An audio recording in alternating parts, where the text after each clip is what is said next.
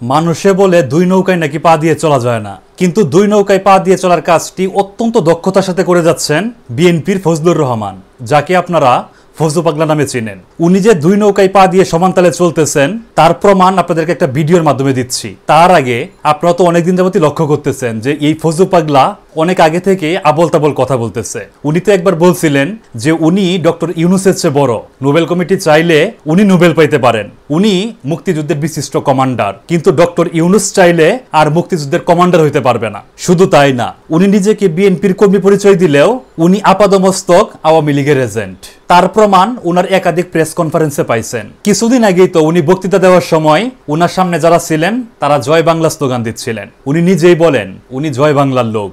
এতদিন আপনারা সেটা বিভিন্ন মাধ্যমে দেখে থাকলেও এবার তিনি নিজের মুখে সেটা স্বীকার করছেন।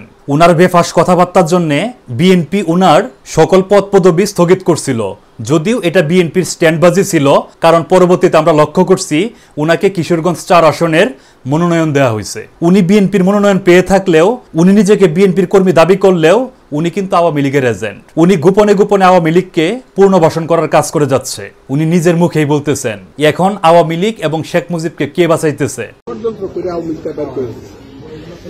এখন হাসিনা আওয়ামী লীগ বঙ্গবন্ধুরে বাঁচাইতেছে, নাম বাঁচাইতেছে, কে বাঁচাইতেছে? হামিদ কই আর আমি কই